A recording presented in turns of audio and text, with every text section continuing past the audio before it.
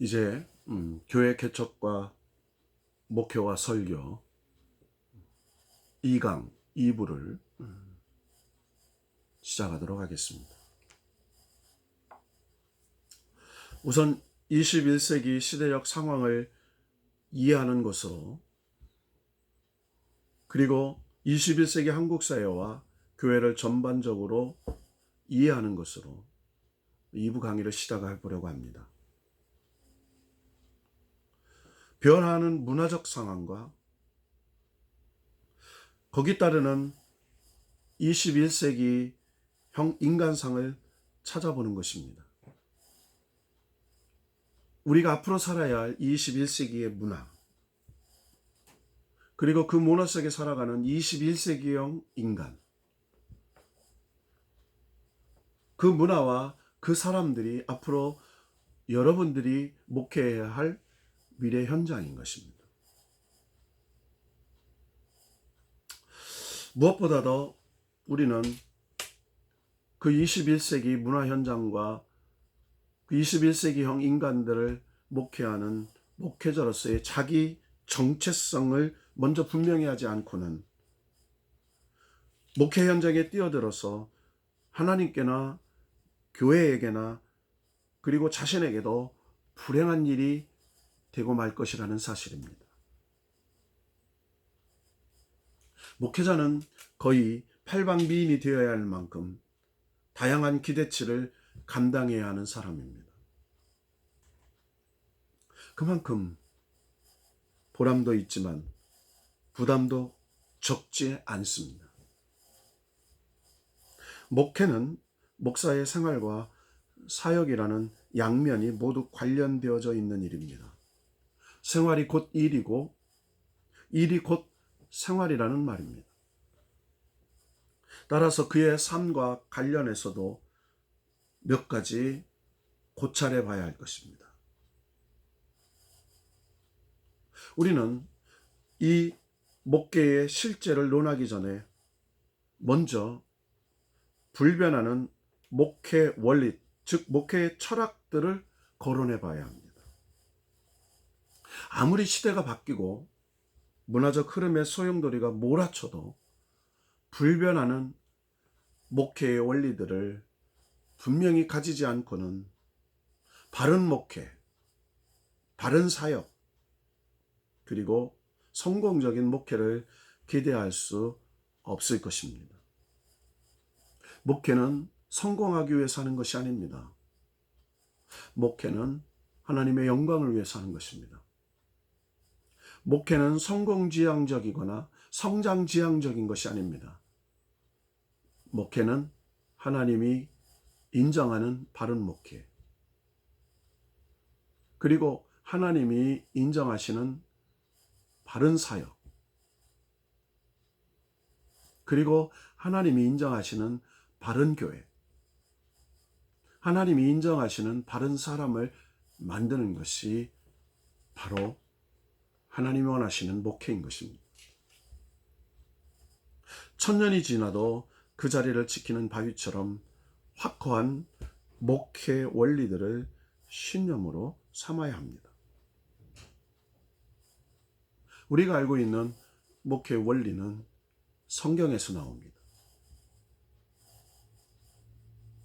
그 성경의 말씀 속에 하나님께서 원하시는 교회 공동체, 하나님이 원하시는 목회의 원리들, 그리고 하나님의 사람을 세우는 원리들이 그 속에 담겨져 있습니다. 예수님께서 제자들을 부르실 때 이렇게 말씀하셨습니다. 자기를 부인하고 자기 십자가를 지고 나를 따르라. 목회는 자기를 부인하는 것에서 시작이 됩니다. 그래서 내 힘으로, 내 능력으로, 내가 지금까지 축적한 지혜로, 지식으로 할 수 없습니다. 여러분은 이 신대원 과정 속에서 철저히 신학도의 길은 지금까지 내가 가지고 있었던 지식, 내가 가지고 있었던 경험, 내가 가지고 있었던 능력을 철저히 부인해야 합니다. 그래서 내 능력이 아니고 내 지식이 아니고 내 경험이 아닌 하나님의 능력, 하나님께서 주시는 지혜, 하나님께서 공급해 주시는 생명의 원리의 능력으로 목회해야 하는 사람들로 변화되는 것입니다. 그리고 우리는 하나님께서 내게 주신 사명의 십자가가 무엇인지를 알아야 합니다. 사람들은 대부분이 잘못 알고 예수님의 십자가를 지려고 합니다. 여러분, 예수님의 십자가는 예수님께서 지셨습니다. 예수님만이 지실 수 있는 것입니다. 그러나 하나님이 지명하여 부르시고 이 선지동산에서 하나님의 리더들로 훈련받는 여러분에게 하나님은 각자에게 부여해 주신 사명이 있습니다. 그것이 여러분의 십자가입니다. 어떤 이에게는 농촌 목회의 사명을 주셨습니다. 어떤 사람에게는 오래된 기존 교회의 목회를 할 수 있도록, 그래서 어떤 이는 목사의 아들로 태어나고 장로의 아들로 태어나서 그래서 모태신앙과 그리고 믿음의 가문에서 성장하여 교회 공동체 사람들을 이해하고 또 그들을 바라보는 시각이 준비되어 있는 사명자들도 있을 것입니다. 그러나 하나님의 부름이 당대에 있거나 또 하나님의 부름이 특수해서 어떤 이는 개척자로, 어떤 이는 선교사로, 어떤 이는 병든 노인들을 섬기는 요양병원에, 어떤 이는 이주민들을 섬기는 다문화 다민족 교회로, 어떤 이는 길거리 나그네들을 섬기는 노숙자 교회로 각자에게 부여해 주시는 사명이 다를 것입니다. 여러분은 이 선지동산에서 3년 동안 공부를 하면서 하나님이 나를 부르시고 이제 나에게 죽기까지 주님을 따르는 내 개인에게 주신 사명을 발견하는 것이 바로 이 신학의 과정인 것입니다. 하나님께서 내게 주신 은사와 그리고 내게 주신 그 사명이 무엇인가? 그것을 발견하지 않고는 내가 목회자의 방향성을 선택할 수가 없습니다. 내가 목표를 정하고 그 정한 목표를 따라서 목적을 이루기 위하여 달려가는 길이 선택되지 않고는 여러분은 끊임없이 이스라엘 백성처럼 40년 동안 인생 광야를 방황하게 될 것입니다. 저도 목회를 하면서 많은 시행착오를 겪었습니다. 20년 넘게 목회를 하면서 또 10년 넘게 신학생을 가르쳐 보면서 참 많은 시행착오를 겪었다고 고백하게 됩니다. 우리가 사는 이 시대도 변하는 시대입니다. 그러나 앞으로 살아야 할 시대는 급변하는 시대입니다. 아주 빠르게 선택하고 적절한 타이밍에 가장 신속한 그리고 빠른 결정을 내려야 할 그런 시대에 살게 될 것입니다. 여러분, 목회는 살리느냐 죽이냐입니다. 마귀로부터 빼앗느냐 빼앗기느냐의 문제입니다. 우리가 감당해야 할 목회는 한 사람의 영원히 관계되어 있는 일입니다. 영원히 하나님의 백성으로 하나님의 나라에서 함께 하나님과 살아갈 것인가, 아니면 영원히 저주받은 그 어둠의 땅에서, 지옥에서, 스올에서 버림받은 사람들로 심판과 저주로 살아갈 것인가. 그 갈림길에 서 있는 사람들이 저와 여러분입니다. 결국 우리는 목회를 위한 실제적 원리들을 배우게 될 것입니다.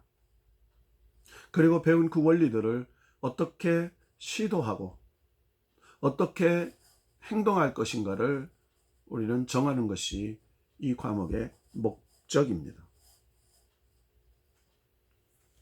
결국 강론도 거의 원론적인 수준을 벗어나지 못하고 있음을 우리는 발견하게 됩니다. 항상 주어진 원리들을 활용하고 그 현장에 가장 적합하게 재창되지 않으면 아무리 바른 원리 그리고 바른 근본이라도 그것을 재창조하고 현장에 맞게, 상황에 맞게, 사람에 맞게 그것을 사용하지 못하면 바른 목회는 할 수가 없는 것입니다. 오늘은 두 번째 강의 2부에서 21세기 사회와 교회를 이해하라 라는 관점을 살펴보려고 합니다. 21세기 사회적 환경은 무엇보다 급격한 변화가 특징이라고 할 수 있습니다. 20세기에도 우리는 흔히 오늘의 10년간의 변화는 과거의 100년간의 변화보다 크다는 말을 해왔습니다.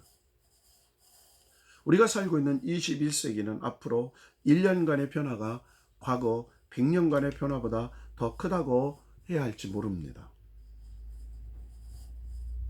그러나 그 변화의 이면에는 그 사회가 가지고 있는 변하지 않는 문화적, 정신적, 그리고 인종적 또는 신앙적 전통이 있다는 것을 우리는 결코 간과할 수 없습니다.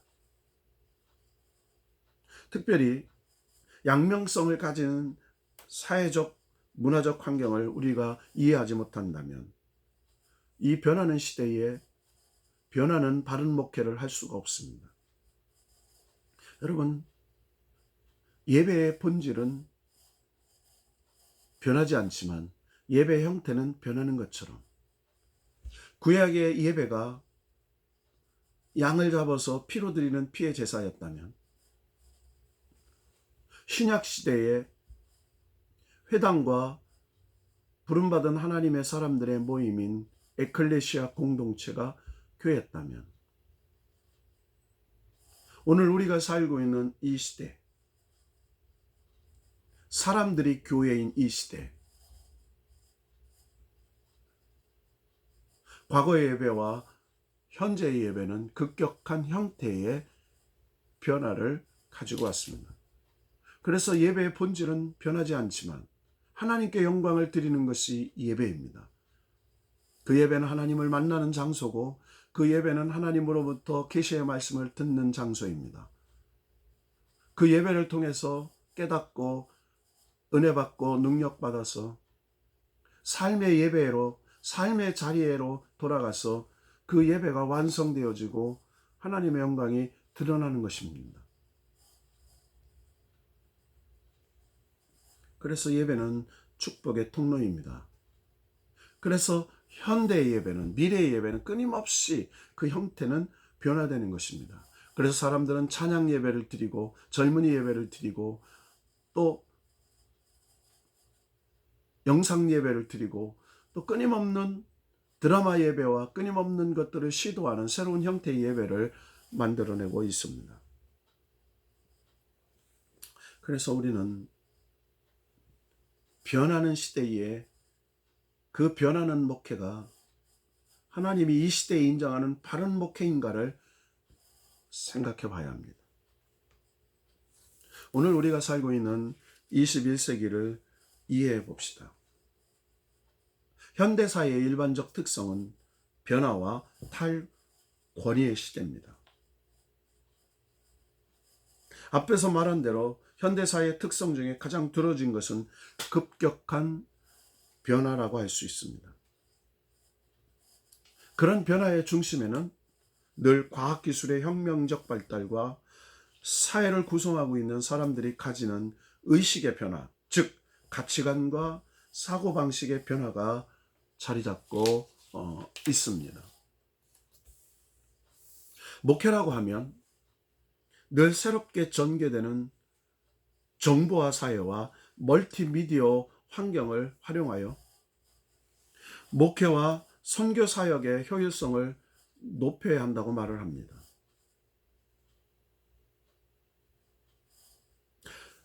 인류 역사는 3,000년간의 농경사회와 300년간의 산업사회를 거쳐 이제 정보화 사회를 떼뭐 이제는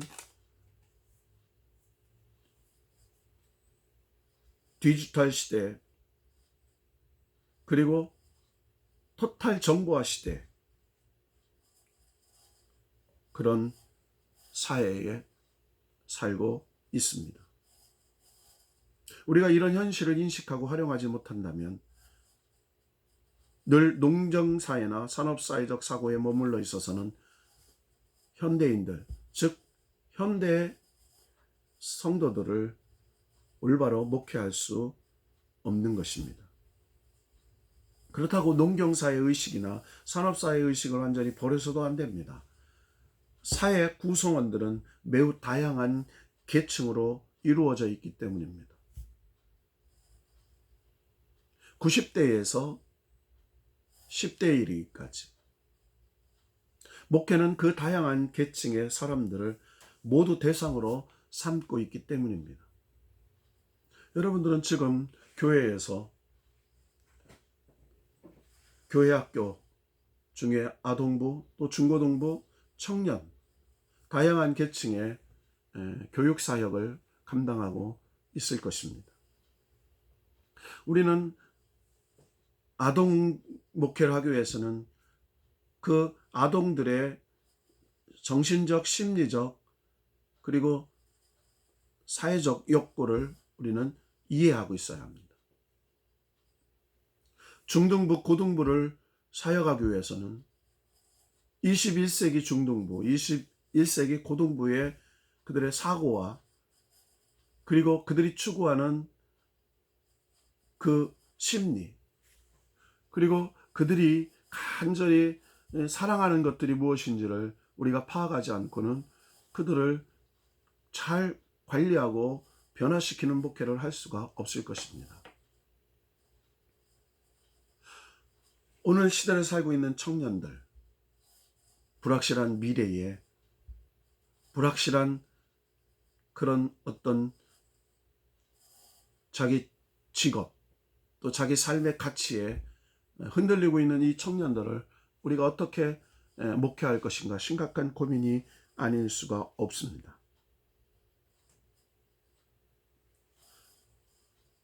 목회에 직접적 영향을 미치고 있는 중요한 몇 가지를 고려해 보려고 합니다. 곧 이 시대에 살고 있는 사람들의 의식, 이 시대에 살고 있는 사람들의 가치관, 이 시대에 살고 있는 사람들의 사고방식의 변화, 우리는 이것들을 이해하지 않고는 목회할 수가 없습니다. 급변하는 현대사회의 사회의식을 흔히 크게 묶어서 포스트 모더니즘이라고 부르고 있습니다. 그것은 새로운 시대를 살아가는 현대인들의 사고와 행동을 지배하고 있는 시대정신 또는 시대 풍조를 말하고 있습니다. 이런 사고 양식의 특성을 제대로 이해하려면 우리는 여러 권의 책을 읽고 또 써야 할 것이 있지만 우리의 관심은 포스트 모더니즘 자체에 있는 것이 아니라 포스트 모더니즘 시대에 살고 있는 하나님의 사람들을 목회하는 것에 우리의 관심이 있기 때문에 우리는 그것을 이해해야 되는 것입니다. 먼저 현대인, 특히 신세대라고 지칭되는 사람들의 특성은 흔히 이야기되듯이 지성적이기보다는 감성적이라고 할 수 있습니다. 그래서 이 시대를 감성시대라, 감동의 시대라고 말합니다. 우리가 접하는 TV 매체에서 여러 제품들의 광고를 접하게 됩니다. 과거에는 그 제품의 효율성과 그리고 그 제품의 과학적이고 편리한 것을, 기능을 설명했더라면 지금 이 시대의 제품을 소개하는 것은 그것이 우리에게 무엇을 가져다 주느냐, 우리를 행복하게 하고 즐겁게 하고 우리에게 어떤 만족을 주느냐에 대한 감성에 호소하고 있는 것을 발견하게 됩니다. 그래서 21세기 지성적이기보다는 감성적인 시대의 사람들은 절대불변의 진리를 교조적으로 받아들이기를 좋아하지 않습니다. 또 무슨 의미 있고 참된 진리를 추구하는데도 미온적인 시대의 사람들입니다. 오히려 다양성과 다른 사람들과는 다른 차별성과 개성을 추구하고 지적 경험을 즐기기보다는 감성적인 경험을 더 선호하고 또 누리려고 하는 사람들입니다. 철학 강의보다는 현대음악에 심취하는 경향이 그런 특성을 잘 보여주고 있습니다. 그런 성향은 결과적으로 권위를 거부하거나 무시하게 됩니다.